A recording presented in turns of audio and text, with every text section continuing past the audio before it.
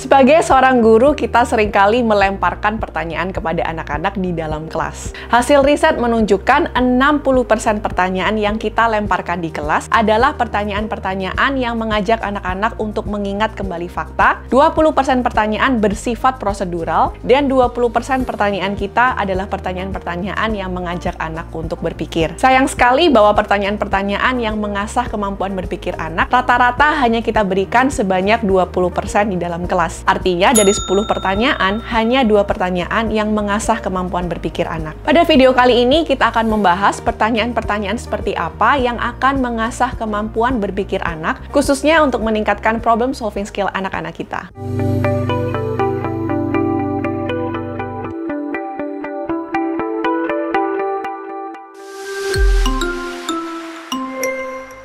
Halo semuanya, perkenalkan nama saya Amelia dari channel Ruang Edukator. Kami percaya pendidikan yang terbaik bukan saja pendidikan yang informatif, tetapi pendidikan yang transformatif. Buat teman-teman yang baru mampir ke channel Ruang Edukator, please consider to subscribe. Siapa tahu materi-materi dari kita dapat membantu teman-teman membuat kelasnya makin transformatif. Problem solving skill adalah kemampuan untuk mengidentifikasi masalah dan menemukan solusi yang tepat yang mengatasi masalah tersebut. Namun tentu saja untuk menemukan solusi yang tepat diperlukan berbagai keterampilan lainnya seperti keterampilan untuk menganalisa, meneliti, mendengarkan, kreativitas, bekerja dalam tim, mengambil keputusan, dan banyak skill lainnya. Sebagai pendidik, daripada memberikan instruksi ataupun jawaban, yang kita bisa lakukan untuk mengasah keterampilan berpikir anak adalah dengan melemparkan pertanyaan. Namun sekali lagi pertanyaannya harus pertanyaan yang tepat. Pertanyaan yang hanya bersifat pengetahuan atau fakta kurang mengasah kemampuan berpikir anak. Dengan melemparkan pertanyaan yang tepat, kita sedang mengasah executive functioning skill pada anak-anak kita. Berikut adalah 6 pertanyaan yang kita bisa tanyakan kepada anak-anak untuk mengasah problem solving skill mereka. Yang pertama, apa yang kamu perhatikan? Pertanyaan ini tampaknya sepele, tetapi pada saat kita memberikan kepada anak-anak misalnya sebuah gambar atau sebuah studi kasus, kita sedang mengajarkan anak-anak untuk mengobservasi dengan lebih teliti. Ingat bahwa dalam kemampuan problem solving skill, kemampuan untuk mengidentifikasi masalah adalah langkah pertama. Anak-anak kita seringkali mudah terdistraksi dengan hal-hal lain atau memiliki kemampuan fokus yang pendek. Oleh karena itu, memberikan kepada mereka kesempatan dan mendorong mereka untuk mengobservasi dan menanyakan pertanyaan apa yang kamu perhatikan akan mendorong mereka untuk melihat lebih detail, menganalisa dengan lebih baik. Yang kedua, bagian mana yang kamu mengerti? Seringkali kita tanya kepada anak-anak bagian mana yang mereka belum mengerti.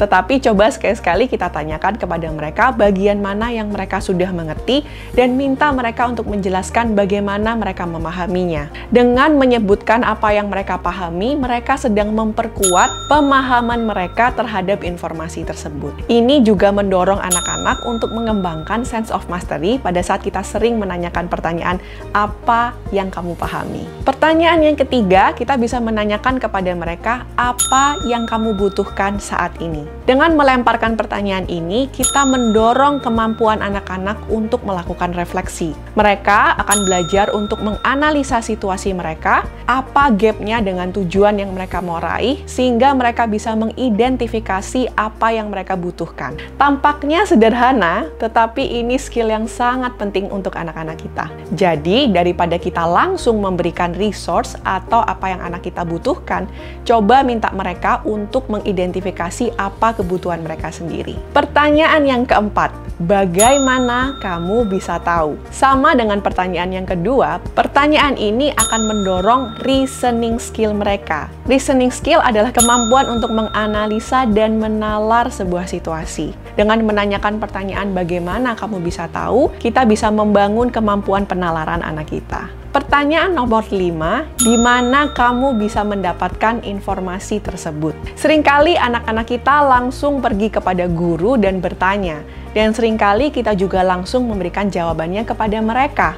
Sehingga kemampuan mereka untuk mencari informasi menjadi kurang terlatih. Bukan berarti kita tidak menolong anak-anak dan memberikan jawaban, tetapi kita dorong mereka terlebih dahulu untuk berusaha mencari jawaban itu secara mandiri. Kemampuan mencari informasi yang valid di tempat yang tepat adalah kemampuan literasi yang sangat penting. So, guru-guru jangan tergoda untuk langsung memberikan jawaban kepada anak-anak ya. Pertanyaan yang keenam, kita bisa menanyakan kepada anak-anak apa strategi yang berhasil dan bagaimana kamu akan mengaplikasikannya dalam situasi berikutnya. Pertanyaan yang keenam, sekali lagi bersifat reflektif. Selesai sebuah tugas atau proyek, kita bisa menanyakan pertanyaan ini kepada mereka, sehingga mereka bisa melihat ke belakang, memahami strategi-strategi baik yang mereka sudah lakukan, dan bukan saja itu, mereka akan belajar mengaplikasikannya kepada proyek berikutnya. Dengan pertanyaan reflektif seperti ini, anak-anak bukan saja belajar mengerjakan proyek, tetapi anak-anak juga belajar memaknai pengalaman dan belajar dari pengalaman. Jadi, para guru sekalian, pertanyaan mana yang akan Anda mulai gunakan di dalam kelas Anda? Selalu ingat bahwa kemampuan berpikir dan problem solving skill adalah skill yang dibentuk dengan proses dan waktu.